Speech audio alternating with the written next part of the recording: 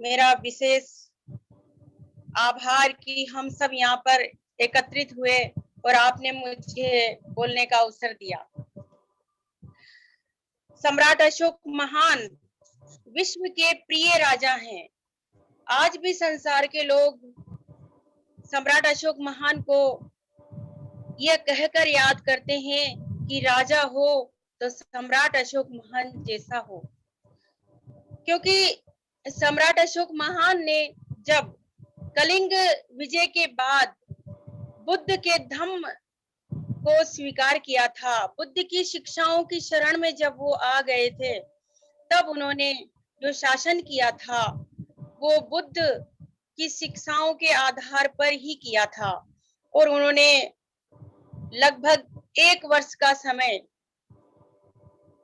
राजस्थान के जयपुर में जो बैराट नगर है वहां पर उन्होंने बिताया था, क्योंकि वहां पर एक आचार्य जी बहुत भिक्खु रहा करते थे जो आर्य अष्टांगिक मार्ग का अभ्यास लोगों को सिखाया करते थे। तो सम्राट अशोक महान के शिलालेख जो बैराट से प्राप्त हुआ है उसमें ये जानकारी हमें मिली है कि वो लगभग 3 महीने तक बैराट के अंदर रहे थे और उन्होंने धम्म का अभ्यास किया था।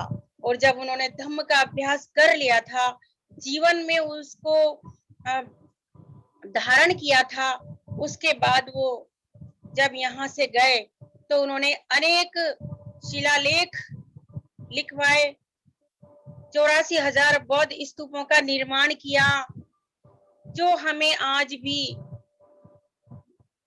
पढ़ने को मिलता है। विभिन्न स्रोत जो हम इतिहास की जानकारी के लिए पढ़ते हैं तो उसमें सम्राट अशोक महान के शिलालेखों के बारे में हम जानकारी प्राप्त करते हैं।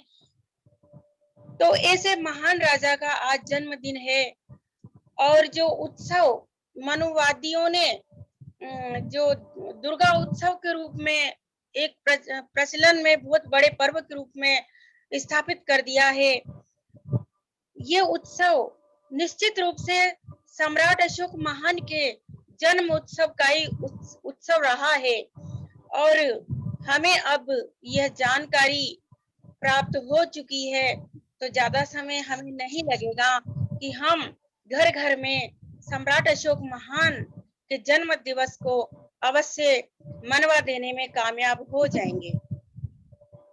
सम्राट अशोक महान के जन्म दिवस की शुभकामनाएं आज हम देखते हैं फेसबुक व्हाट्सएप के माध्यम से दी जा रही हैं।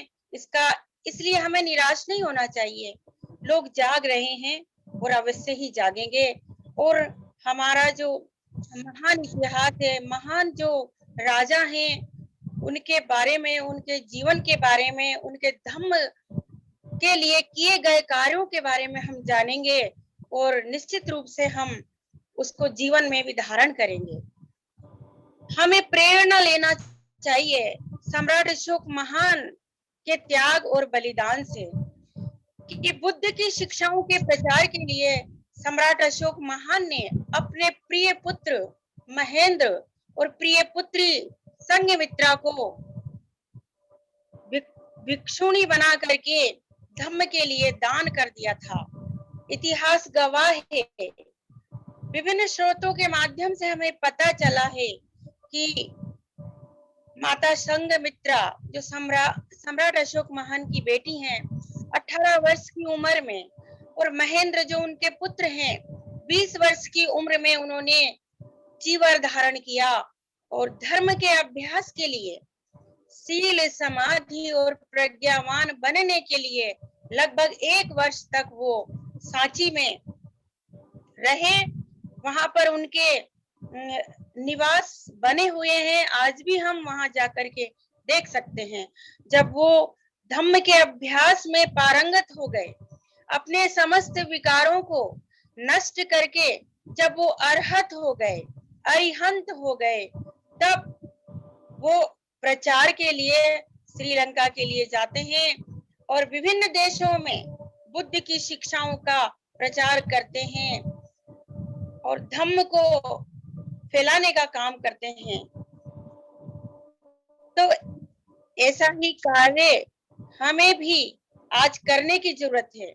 उस समय भिक्षु संघ के कुछ नियम हुआ करते थे कि युवा वर्ग जब तक चाहे जीवन धारण करे और 2 साल 4 साल 5 वर्ष जब तक उनका मन करे धम्म का प्रचार करें और जब चाहे भिक्षु संघ को अपना चीवर और दान पात्र लौटा करके वो चाहे तो संसार में प्रवेश कर सकते हैं, शादी कर सकते हैं। और आज भी विभिन्न देशों के अंदर यह नियम है कि युवा वर्ग सबसे पहले चीवर धारण करें और बुद्ध की शिक्षाओं का प्रचार प्रसार करें और धम्म को जीवन में धारण करें, उसके बाद में वो शादी करते हैं। हमारे भारतवर्ष के अंदर भी अब इस परंपरा को हमें लागू करना होगा। हमारे बच्चों को, युवाओं को, महिलाओं को आगे आना होगा कि हम धम्म के इस कार्य को गृहस्थ जीवन से मुक्त होकर के 2 साल 4 साल 5 साल चीवर धारण करें और गांव-गांव घर-घर जाकर के बुद्ध की शिक्षाओं का प्रचार करें। पहले हम स्वयं शीलवान, समाधिवान बने, प्रज्ञावान बने, उसके लिए धम्म का अभ्यास करें। बिना धम्म के अभ्यास के हम अपने समाज को दिशा नहीं दे पाएंगे और नहीं, जब तक हम अपने भीतर त्याग की भावना जागृत नहीं करेंगे तो हम अपने बच्चों के अंदर भी वो भावना नहीं भर पाएंगे। आज जरूरत है सम्राट अशोक महान के उस महान त्याग से प्रेरणा लेने की कि जब उनके इकलौते बेटे को वो भिक्षु बना सकते हैं, अपनी इकलौती पुत्री राजकुमारी संघमित्रा को वो भिक्षु नहीं बना सकते हैं, तो क्या हम अपने बच्चों को इस महान कार्य के लिए तैयार नहीं कर सकते? हमें भी अवश्य तैयार होना चाहिए और तैयार करना चाहिए, तभी जाकर के हम अपने समाज को शीलवान, समाधिवान और प्रज्ञावान बना पाएंगे। आज हमारा समाज मनुवाद की ओर जो तेजी से बढ़ रहा है, मनुवाद का अंत होते दिखता नहीं है, क्योंकि जो हमारा समाज हजारों सालों से विभिन्न देवी देवताओं के चंगुल में फंसा हुआ है। ईश्वर के नाम पर पाखंडवाद हमारे समाज के अंदर पल रहा है, जो मनुवाद पल रहा है। देवी देवताओं की तरफ बढ़ती भीड़ को हम रोक नहीं पा रहे हैं। बड़े बड़े कलेक्टर, मिनिस्टर जब उस पाखंडवाद की गिरफ्त में हैं, तो इस पाखंडवाद से मुक्ति का आखिर उपाय क्या है? वो उपाय ही तथागत गौतम बुद्ध का आर्य अष्टांगिक मार्ग है। और मैं कहना चाहूंगी कि चाहे हम हमारे आचार्य जी एस.एन. गोयनका जी से सहमत हैं या नहीं है, लेकिन हमें बुद्ध के आर्य अष्टांगिक मार्ग से सहमत होना पड़ेगा। और चूंकि वो एक विद्या है, एक सब्जेक्ट है, जिस प्रकार हम अपने बच्चों को जब विद्यालय में एडमिशन कराते हैं तो इंग्लिश पढ़ाते समय ये नहीं देखते कि इंग्लिश पढ़ाने वाला जो टीचर है वो बढ़िया है कि ब्राह्मण है या हमारे बहुजन समाज का कोई नागरिक है। तो हमें यहाँ पर तथागत गौतम बुद्ध की उस शिक्षा को धारण करने के लिए, जीवन में अपनाने के लिए यह भूलना होगा कि विपश्यना आचार्य जी किस जाति के हैं।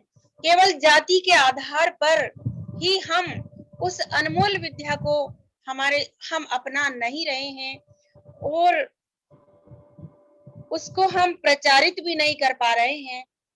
इससे हमारा ही नुकसान है, क्योंकि वो लोग आज भी उस विद्या को धारण कर रहे हैं, लेकिन हमारा समाज, बहुजन समाज केवल एक दूसरे के ऊपर छीटाकशी कर रहा है।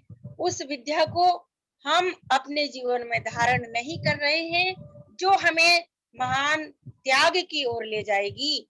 आखिर 1 वर्ष तक सम्राट अशोक महान के पुत्र और पुत्री ने सांची के अंदर रहकर क्या सीखा, किस बात का अभ्यास किया, मैं बता देना चाहती हूँ, निर्भय होके कहना चाहती हूँ कि उन्होंने विपश्यना का अभ्यास किया, वो शीलवान बने, समाधिवान बने और प्रज्ञावान बने और अपने समस्त विकारों को नष्ट किया, तब जाकर के वो जन जन के लिए बुद्ध की शिक्षाओं का प्रचार कर सके और महान त्यागी बने और राजकुमार और राजकुमारी होते हुए भी लौट करके राजमहल में वापस नहीं आए।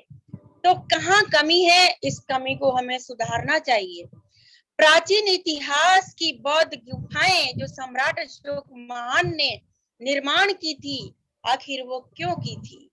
आखिर वो वहां पर जो ध्यान कक्ष मिलते हैं, मैं राजस्थान के झालावाड़ जिले के अंदर कोलवी की गुफाओं को 2 बार देख करके आई हूँ।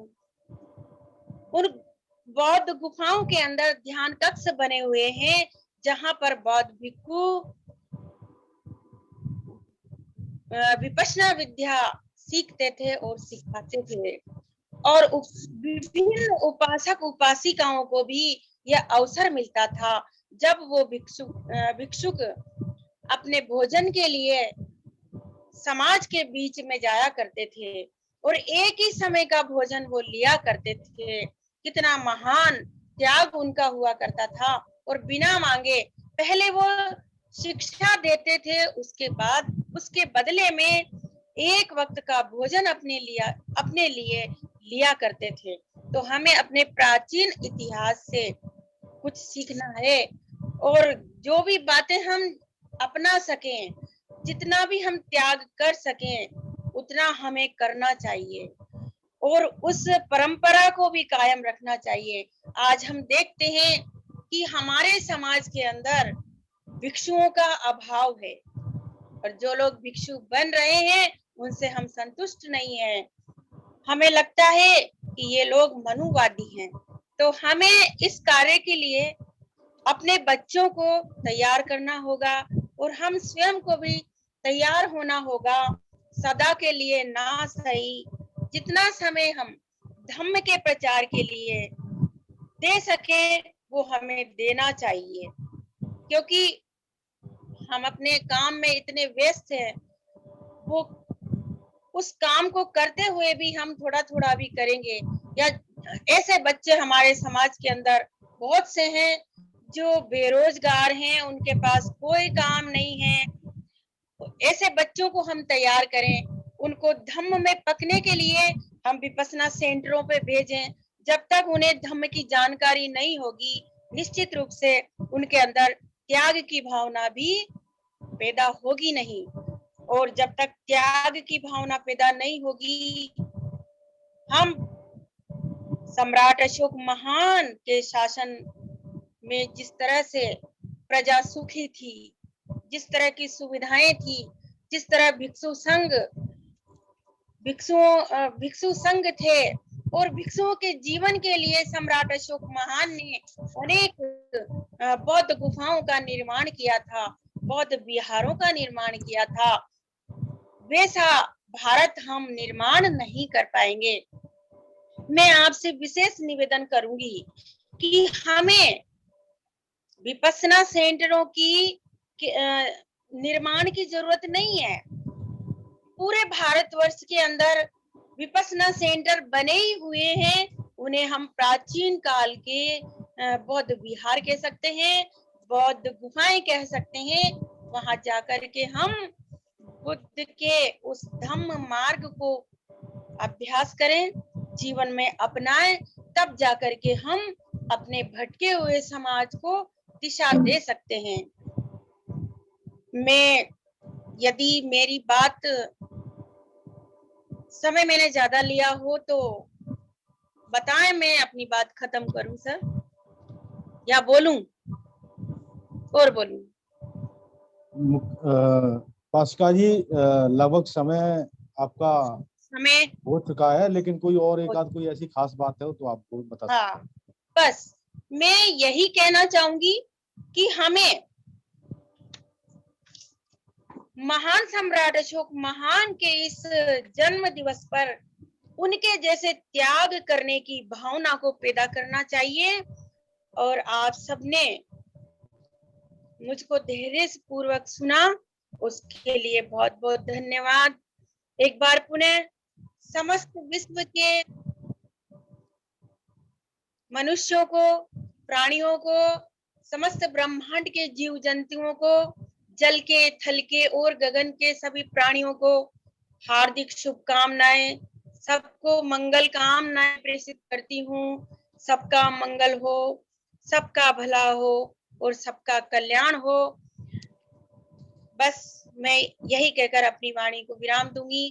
जय भीम, नमो बुद्धाय।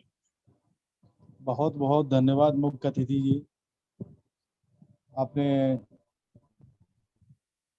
बहुत सारा संक्षिप्त में बताया। आप ये हम सारे लोगों ने सुना है। इस वेबिनार को अब आगे बढ़ाते हुए आज सभा की अध्यक्षता कर रहे माननीय रतनलाल चरगोत्रा जी से अनुरोध करूंगा मैं कि वो अपना माइक अनम्यूट करें और संबोधन करें। सर, माननीय रतनलाल चरगोत्रा जी, राष्ट्रीय कार्यकारी सदस्य RBI।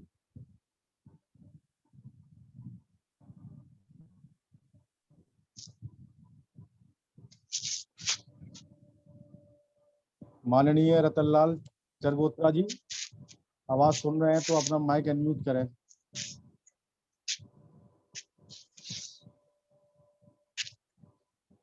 आज की अध्यक्षता कर रहे माननीय रतनलाल चरगोत्रा जी, अगर मेरी आवाज सुन रहे हैं तो आप अपना माइक अनम्यूट करें सर और वक्तव्य रखें।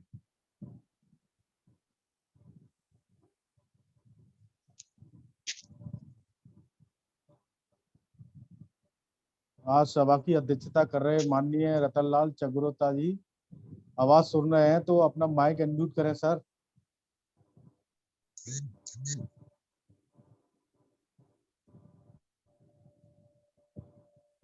शशि बौद्ध जी, जरा देखिए माननीय रतनलाल चरगोत्रा जी का मोबाइल उपस्थित है आज।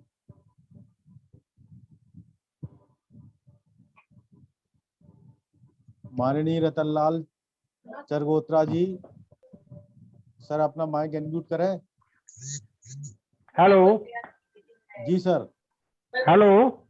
जी सर, आवाज आ रही है सर। अच्छा अच्छा अच्छा, आपने मुझे अलाउ नहीं कर रहे थे माइक अनम्यूट करने को। जी। तो आज के इस वेबिनार की मीटिंग को शुरू करने से पहले मैं तथागत गौतम बुद्ध और बहुजन समाज में जन्मे संत महात्मा को नमन करते हुए और इस वेबिनार के माध्यम से तमाम हमारे बहुजन समाज को जगाने के लिए राष्ट्रीय बौद्ध सभा के संस्थापक श्री धर्म प्रकाश भारती जी और उनके साथ काम करती बहुत ही होनहार और मेहनती टीम जो है, उन सब का मेरा नमस्कार।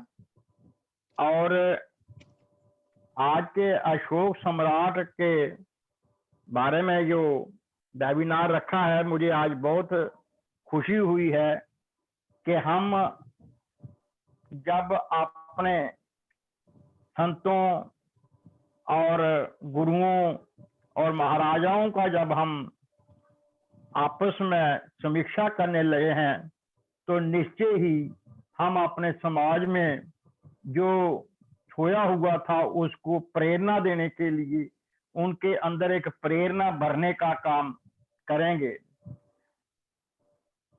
अशोक सम्राट महानतम राजाओं में से एक थे। सम्राट अशोक का जन्म, जैसे मैंने कहीं पढ़ा है, 304 बिफोर BC में हुआ था।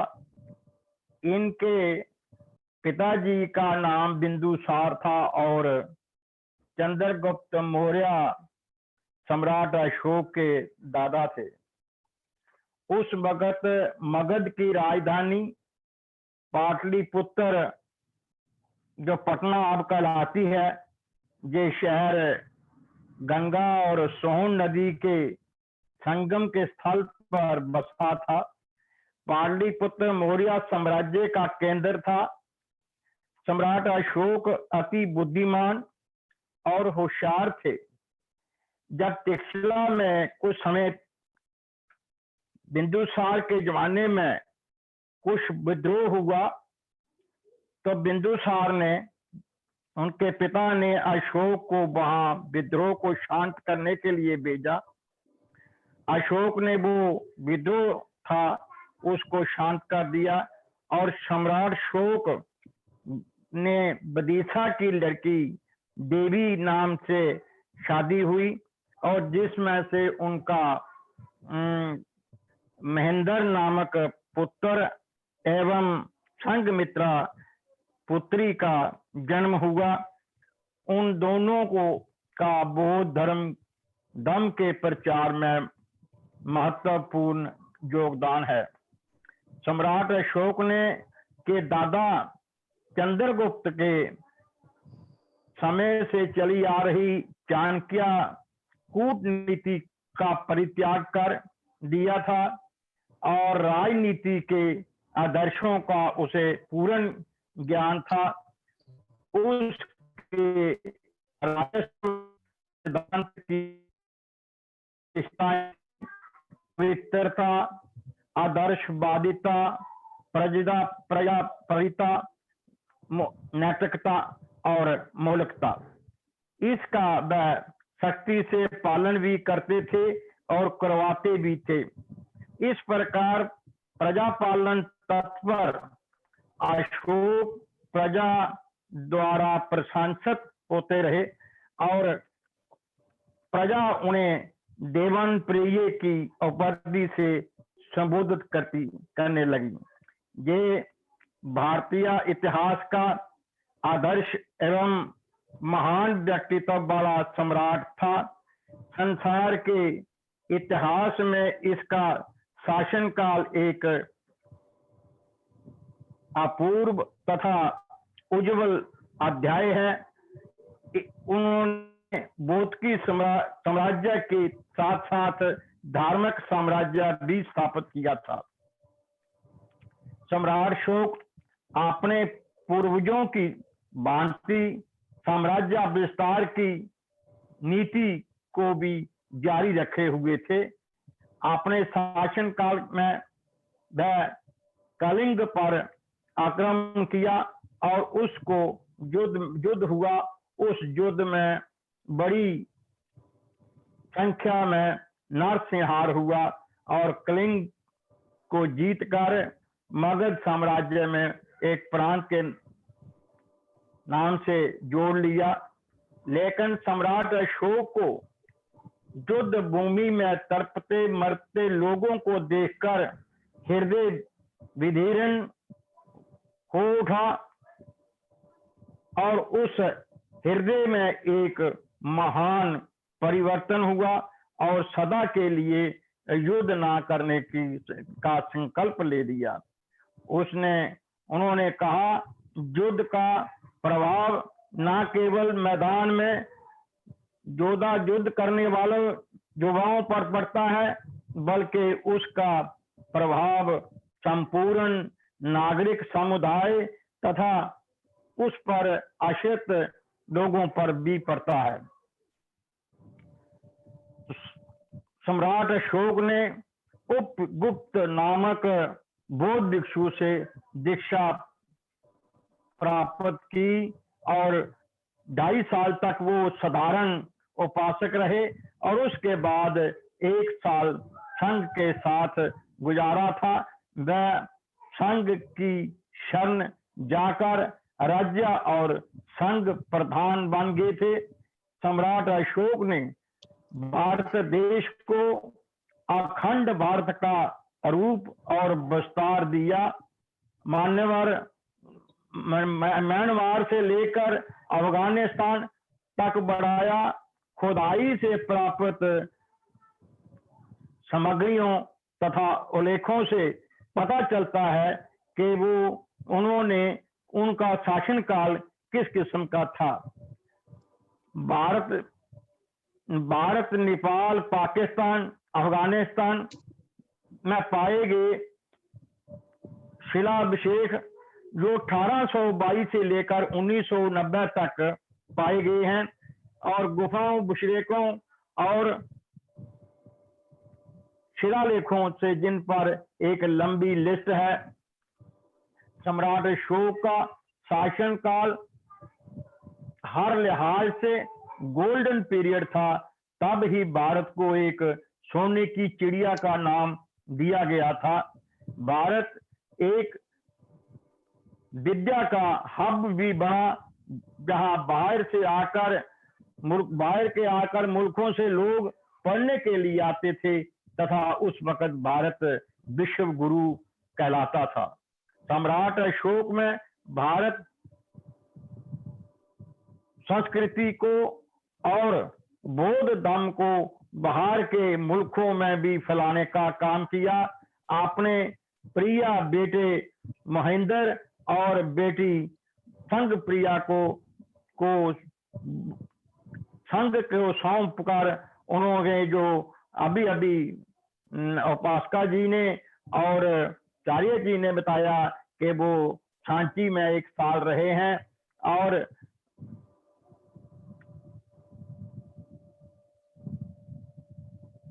दुनिया के सामने मानवता का पाठ पढ़ाया और आज बौद्ध को मानने वाले तकरीबन 40 देश हैं। बौद्ध धर्म को सर्वश्रेष्ठ धर्म का दर्जा भी प्राप्त हुआ है। मैं आखिर में फिर बौद्ध महासभा और संस्थापक श्री धर्म प्रकाश भारती जी और उनके साथ काम कर रही एक बहुत ही प्रभावशाली टीम का मैं अति आभारी हूं, जिन्होंने आज हमें एक जो आज से काफी देर पहले हमें काम करना चाहिए था उस पर अग्रसर हुए हैं। हम आप जिंदगी के आखिरी पड़ाव में हैं तो हम अब सोचने पर मजबूर हो गए हैं कि इस जिंदगी में अगर ये काम हम पहले से शुरू करते और अपने कार्य का निभाते, जैसे मान्यवर काशीराम साहब ने पे बैक टू सोसाइटी का एक हमें गुर दिया था, तो हम आज इस समाज में बदलाव की एक सूरत ला सकते थे और भारत को बोधमयी बना के बोध सत्य की ओर ले जाते। तो इसके लिए कार्य करने के लिए हमारी राष्ट्रीय बौद्ध सभा अग्रसर है। मैं सबको आज सम्राट अशोक चक्रवर्ती के जन्मदिन पर बधाई देता हुआ अपनी जो जवान को विराम दूंगा और इसके साथ विराम दूंगा। इसके साथ ही मैं आज की इस सभा में जुड़े सब सुनने वाले मुख्य अतिथि व और भक्तगण जो उपस्थित हैं या जो सुन रहे हैं सबको मैं कोटि कोटि प्रणाम करता हूं। इसके साथ अपनी जुबान को विराम देता हूं। जय भीम, नमो बुद्धाय। बहुत बहुत धन्यवाद माननीय अध्यक्ष जी। और अब ये कार्यक्रम समापन की ओर है। अभी फोन भी आए थे लेकिन कुछ लोगों को टेक्निकल प्रॉब्लम होने के कारण नहीं जुड़ पा रहे हैं। जो जुड़े तो हैं वक्तागण जो विशिष्ट अतिथि थी आज बोलने के लिए, तो उसमें से बहुत सारे लोगों को नेटवर्क प्रॉब्लम हो गया है और कुछ टेक्निकल फॉल्ट है जिसका हम आगे ध्यान रखेंगे, सुधार करेंगे। और आज की सभा का समापन करने के लिए माननीय अध्यक्ष जी परमिशन है? चंद्रा साहब से बोल दो, आभार व्यक्त करें। जी जी, माननीय BL चंद्रा साहब जी, मैं आपसे अनुरोध करता हूं कि आज सभा का जो मीटिंग हुई है उसका आभार व्यक्त करें। माननीय BL चंद्रा साहब जी। बहुत बहुत साधुवाद संचालन महोदय और माननीय बादल सिंह बौद्ध जी। सर्वप्रथम ऐसे महामानव सम्राट चक्रवर्ती सम्राट अशोक जी की जन्म जयंती पे सभी वक्ताओं को सुना। साथियों, कुछ वक्ताओं का खेद ये रहा कि नेटवर्क की प्रॉब्लम की वजह से हम लोग नहीं सुन पाए, लेकिन मुख्य रूप से हमने आज अपने आचार्य जी को सुना। बहुत अच्छा लगा उनके स्वस्थ होने के बाद में।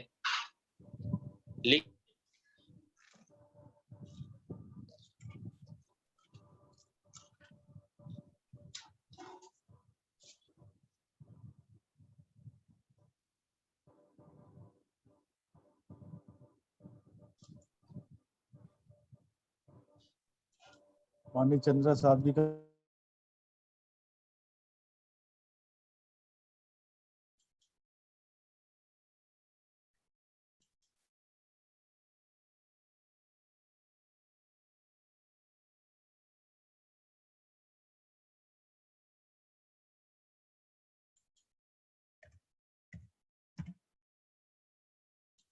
माइक को अनम्यूट कर लीजिए संचालक जी।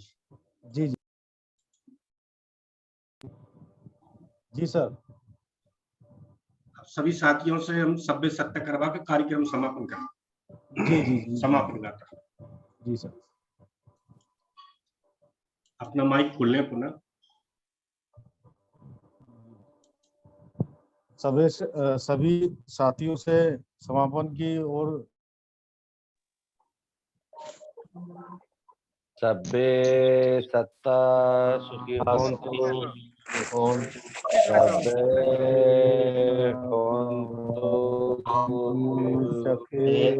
विनो भद्राणि पश्यन्तु। सत्ता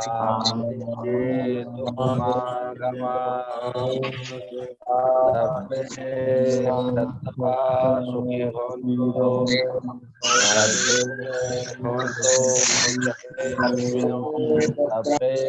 भद्राणि पश्यन्तु मा किंचित् दुःखमागमात्।